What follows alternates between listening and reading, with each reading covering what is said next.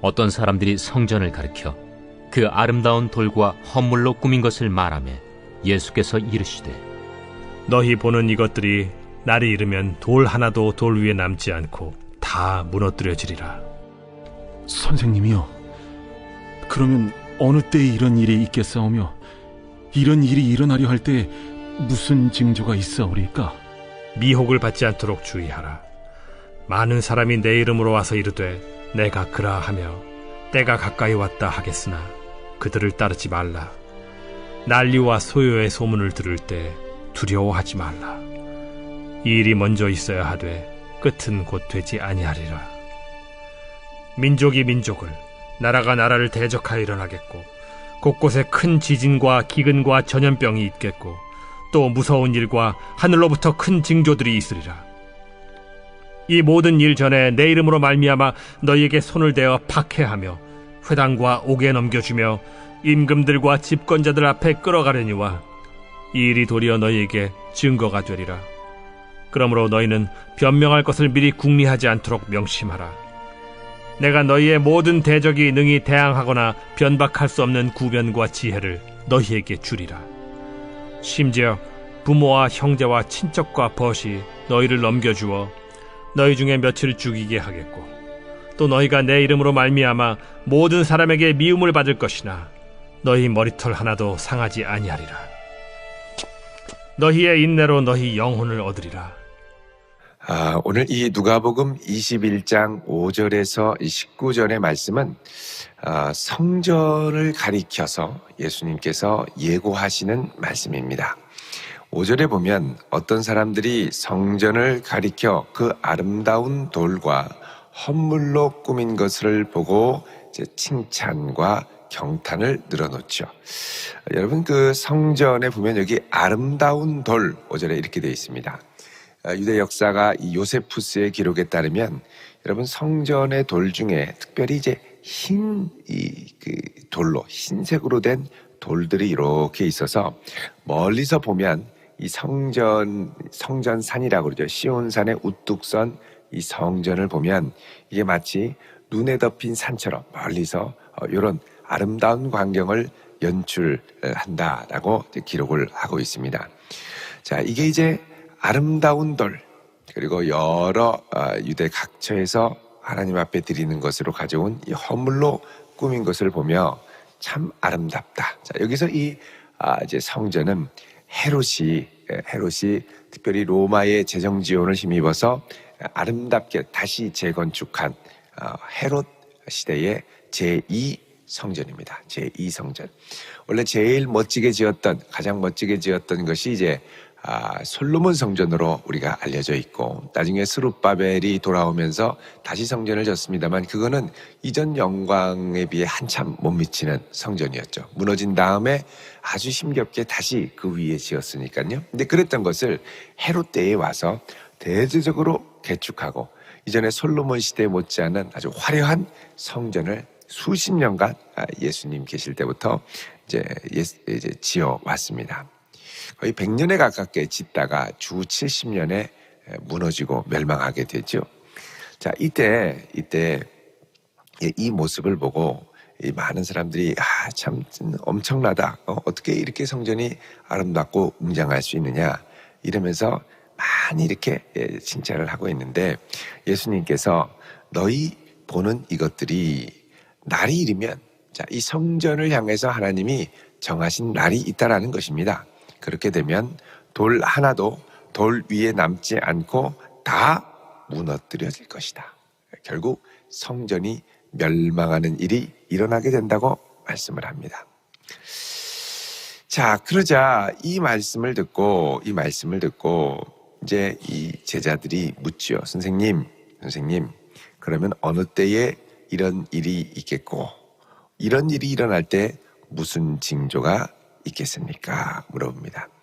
여러분, 이제 성전이 멸망할 징조에 대해서 물어봅니다만, 여러분, 이게 이제 1차적으로는 예수님 시대에 헤롯 성전이 무너질 때 일어나는 징조를 말하겠거니와, 이제 주님께서 다시 오실 때 이 땅의 모든 것들이 무너지고 새 하늘과 새 땅, 새 성전이 임하게 되는 그때에도 이와 유사한 증상을 우리들이 경고로 받고 적용을 해볼 수가 있습니다.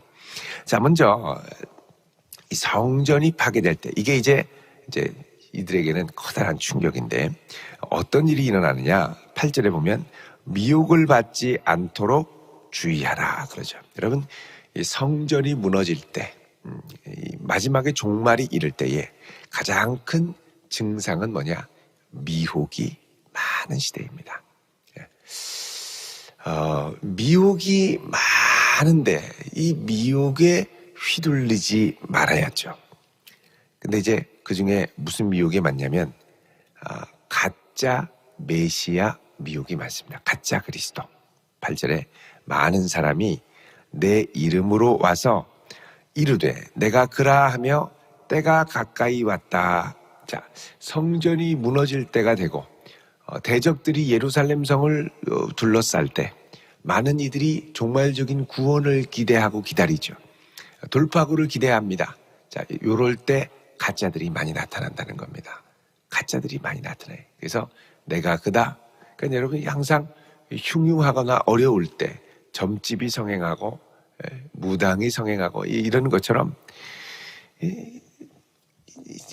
이런 경우가 많더라는 거죠. 제가 어제는 이게 뭐를 이제 찾다가 아주 신기한 사이트를 발견했는데, 여러분 뭐 닷컴 그러면 이제 그 앞에 붙은 것이 이제 예를 들면 이제 잘 보여주는 이런 사이트 아니겠습니까? 닷컴.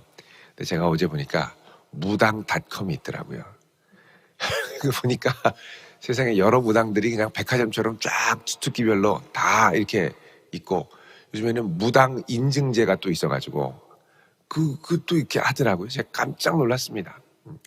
여러분, 이게 흉흉하게 어려울 때가 되면 이 참 가짜 해결책을 제시하는 이들이 많이 나타나는데, 그들이 다 하나같이 뭐라 그러냐? 내가 그라, 내가 그리스도다, 내가 이 세상에 소망을 가져다주는 도령이다, 뭐 이러면서 등장한다는 것이죠.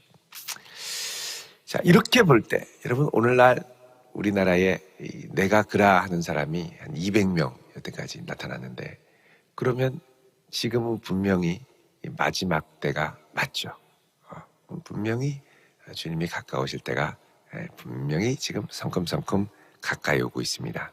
그런데 아직은 그때가 아니라는 거죠. 때가 가까이 하겠으나 그들을 따르지 말라 그러면서 난리와 소요의 소문을 들을 때에 두려워하지 말아라. 이런 일이 먼저 있어야 하되 끝은 곧 아니니라. 자, 이런 일이 있기는 있지만 아직 끝은 아니라는 겁니다. 자, 여기 보면 난리가 일어나고 그 다음 또 하나는 뭐냐면 소요가 일어난다. 소요의 소문을 듣는다. 여기 소요라는 말은 이제 그 영어 성경에 보면 revolution 이렇게 되어 있습니다. revolution 하면 혁명이죠. 체제에 저항하는 무장 봉기들. 그러니까 이게 이제 예수님 시대에 보면 예루살렘 성전이 70년에 멸망하기 전에 이제 주후 66년부터 이때 그 예루살렘 성전의 헌금을, 성전세가 들어있는 헌금을 로마가 착복하는 일이 일어나면서 유대인들의 분노, 대대적인 분노가 일어나면서 거대한 무장봉기들이 전국에서 우죽순으로 일어나기 시작했습니다. 이제 이게 로마에 대항하는 아주 큰 시발점이 되었죠. 그래서 결국은 로마가 군병들을, 대군을 이제 보내가지고서는 이제 계속해서 한 4년을 공격해도 계속 아주 산발적으로 극렬하게 저항을 하니까 안 되다가 70년에 무너뜨리고, 그리고 이 저항하다가 남은 사람들은 이 남은 병력들을 다 이제 잔병들을, 폐잔병들이 모아서 저 사해 가까운 곳에 마사다라고 하는 해발 800m의 천연 요새가 있습니다. 아주 깎아지는 절벽, 거의 뭐 이렇게 깎아지는 절벽을 800m를 올라가면 계룡산 높이 정도 되는데 꼭대기에 요새를 이렇게 쳐놨습니다. 요새를 거기에. 그리고서는 저항을 하는 거예요. 거기를 또 정복하려고 하여간 3년을 싸우다가 무너뜨리게 되죠. 로마가 3년을 쩔쩔매다가. 근데 놀라운 건 왜 글로 도망갔느냐? 마사다의 천연 요새에 그 옛날 헤롯이 자기 궁궐을 전했습니다. 경치 좋은데 얼마나 잘 졌냐면 그 깎아지른 절벽에 가면 터키탕이 있어요. 사우나. 물길도 다 끓여 들어가지고 마실 수 있게. 그러니까 거기서 이제 버틸만 하게 된 거죠. 이제 글로 다 도망가서 저항을 합니다. 자, 난리와 저항의 소문을 들을 때에 두려워하지 말아라. 이게 있지만 절대 아직 끝 성전이 무너지는 날은 오지 않을 것이다. 그럽니다. 또 10절에 또 이르시되 민족이 민족을 나라가 나라를 대항하여 일어나겠고. 자, 이때는 예루살렘만이 아니라 로마 제국 전역에도 이제 요 66년에서 70년 사이에 로마의 황제도 4명이 뭐 1년도 채 못 되지 않아서 계속해서 바뀝니다. 무능해서 바뀌고 발랄릴릭해서 바뀌고 암살돼서 바뀌고 계속 바뀌죠. 이제 민족이 민족을 나라가 나라를 대항하며 또 막 일로 왔다 절로 쓸려갔다 일어난 흉흉하게 일어나게 되겠고 또 11절에 곳곳에 큰 지진과 주후 67년에 예루살렘에 지진이 일어났습니다. 지진. 그리고 주전 67년 그리고 주후 67년이네요. 46년에는 큰 기근이 일어났습니다. 기근.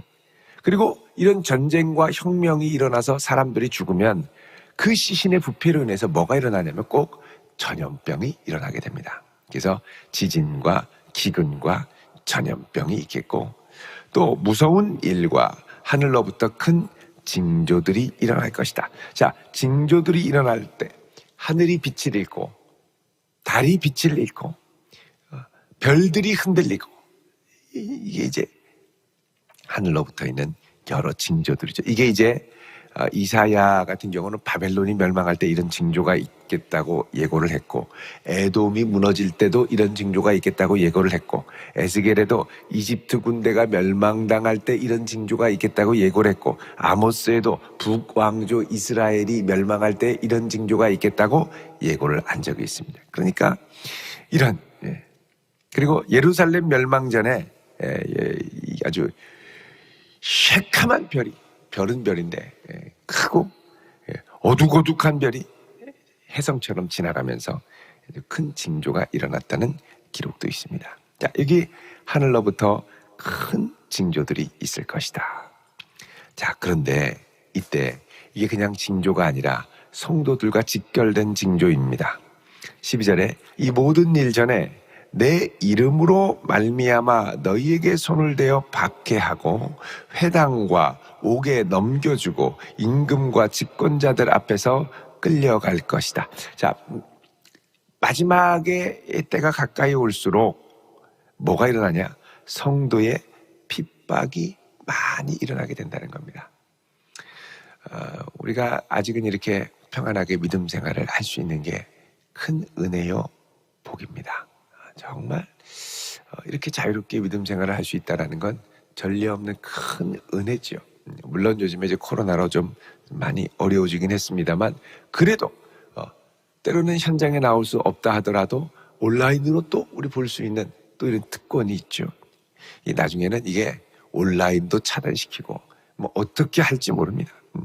근데 이런 이 세상의 징조랑 성도가 믿음 생활하는 게 아무 상관없는 게 아니라 이런 일이 일어날 때부터 성도가 믿음 생활을 하는 게 점점 어려워지기 시작한다는 것이죠. 또 집권자들 앞에 끌려갑니다. 임금과 집권자들 앞에 끌려갑니다. 정치적으로도 아주 불이익을 겪고 정치적으로도 아주 찍히는 일들이 일어나게 되는 것이죠. 자, 그런데 이제 이것들이 도리어 너희에게 증거가 될 것이다. 내가 이렇게 어쩔 수 없이 궁지에 몰려가면서 뭐가 드러나냐? 예수 믿는 사람이라는 게 드러나고. 왜 그러냐? 그러면 나의 생명 되신 그리스도를 어찌 내가 그러면서 예수님을 증거할 수 있는 기회를 이 고난 가운데 얻게 된다는 것입니다. 그리고 그 가운데 도와주시는 하나님의 손길을 맛보게 되고 그래서 고난 중에 집권자들과 임금들 앞에 끌려갈 때 이제 이게 뭐가 되느냐? 그리스도를 증거하는 증거가 된다는 것입니다. 그래서 여러분 사도 바울 같은 경우도 복음을 증거하다가 이 유대 총독, 로마의 이 총독들에게 붙잡혀서 감옥에 로마로 압송될 때까지 있었죠. 감옥에 갇히면서 계속해서 바뀌었던 이 로마의 유다 총독으로 부임하는 이들에게 계속해서 예수 그리스도를 증거하게 됩니다. 네가 어찌 끌려왔느냐? 그러면 입만 열면 자기가 예수님 만난 얘기를 계속하는 거죠. 그래서 여러분 이 어려움이 있을수록, 어려움이 있으면 우리가 아무것도 못할 것 같은데 도리어 예수를 증거할 기회가 많아진다는 겁니다. 그래서 우리가 때를 얻든지 못 얻든지 예수님을 증거할 수 있도록 정말 힘을 써야 되죠. 자, 이때 14절에 그러므로 너희는 변명할 것을 미리 궁리하지 않도록 명심하라. 이게 이제 이 집권자와 이 환경이 막 압박을 해서 너희 교회 다니냐? 너 말이야 예수 믿냐? 막 이러면서 이럴 때 어떻게 하면 이 상황을 모면하지? 하고 막 잔머리를 쓰고 막 벌벌 떨면서 미리 걱정하고 밤잠도 못 자고 그러지 말고 그냥 주님께서 성령으로 감동해 주시겠지 하고 두 다리 뻗고 푹 자고 일어나서 가면 성령께서 할 말을 알려주신다는 겁니다. 거기 가면 하나님께서 변명할 것을 준비하지 않아도 15절에 내가 너희의 모든 대적이 능히 대항하거나 변박할 수 없는 구변과 지혜를 너희에게 줄 것이다. 반박할 수 없는 하늘의 지혜가 임한다. 그러니까 이때 중요한 건 내가 뭘 말하지가 아니라 주님이 주시는 은혜를 의지하는 거예요. 전적으로 주를 바라보면서 담대히 증거하는 것입니다. 16절에 심지어 부모와 형제와 친척과 벗이 너희를 넘겨주어서 너희 중에 며칠 죽이겠고 정말 어려운 일이죠. 또 17절에 너희가 내 이름으로 말미암아 모든 사람에게 미움을 받을 것이나 그 다음에 머리털 하나도 상합니까? 안 상합니까? 상하지 아니하리라.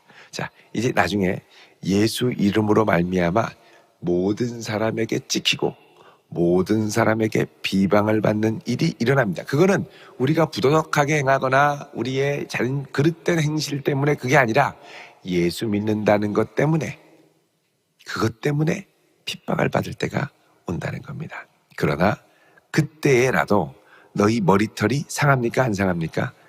이게 뭐냐? 철저하게 보호해 주신다는 거예요. 철저하게. 그러면서 19절에 너희의 인내로 너희 영혼을 얻으리라. 그렇죠. 여기 이제 영혼을 얻는다라는 말, 이 영혼은 이제 헬라어로 푸시케인데 이게 이제 영혼, 우리가 생각하는 영혼이라고 생각할 수 있지만 이제 이 푸시케가 뭘로 번역이 되냐면 목숨으로 번역이 됩니다. 목숨.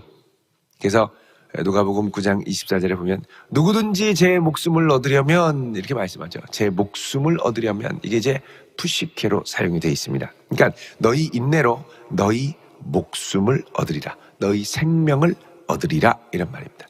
그래서 앞으로 갈수록 성도가 이 세상을 살아가는 중요한 삶의 방식 중에 하나가 뭐냐?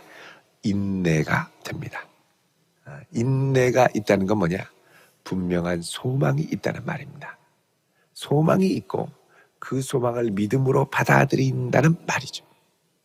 그리고 소망이 있고 믿음이 있으면 우리 주님을 사랑하게 됩니다. 여러분, 우리가 가면 갈수록 하나님께 구해야 될 게 뭐냐? 인내입니다. 주님, 끝까지 주님께 소망을 두며 잘 이겨나갈 수 있는 은혜를 주시고 나는 인내하며 나아갈 때 주님이 앞서 행하셔서 이 어려운 모든 상황을 붙드시고 인도하시는 놀라운 손길을 경험할 수 있도록 은혜를 주십시오. 여러분, 이런 기도를 드려 나갈 수 있기를 바랍니다. 그리고 내가 믿음 생활을 하면 할수록 자꾸 이렇게 참아야 될 상황이 많이 일어나게 되죠. 여러분, 그거는 내가 믿음 생활 잘하고 있는 증거입니다. 속으로 야, 이게 그냥 내가 교회 다닌다고 봐줬더니 이게 보자 하니까 확 하고서는 불같이 막 일어나지 말고 끝까지 믿음으로 인내하면서 나아가야 한다는 것이죠.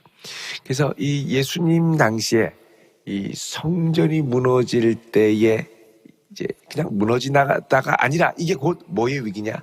성도들의 위기로 직결되었던 것처럼 주님이 오실 날이 가까우는 요즘에도 이런 이단들이 횡행하고 기근과 지진이 있고 천재지변과 하늘의 징조들이 막 나타날 때 성도들은 인내로 이 시간을 끝까지 잘 싸워나가야 됩니다. 그래서 앞으로 우리가 갈수록 더 필요한 능력은 뭐냐? 인내의 능력입니다. 인내가 있다는 건 그만큼 환난과 고난과 오해와 핍박이 있다는 것이죠. 여러분, 그럴 때라도 우리의 정체성을 잃지 말고 그리스도 예수의 사람으로 신실하게 서나갈 수 있기를 우리 주님의 이름으로 축원드립니다. 기도하겠습니다. 거룩하신 하나님, 우리의 매일매일의 삶이 참 버겁기도 하고 만만치 않습니다만 인내할 수 있는 힘과 용기를 주시고 오직 우리의 산 소망을 그리스도 예수께 두게 하여 주옵소서. 예수 그리스도의 이름으로 기도드리옵나이다. 아멘.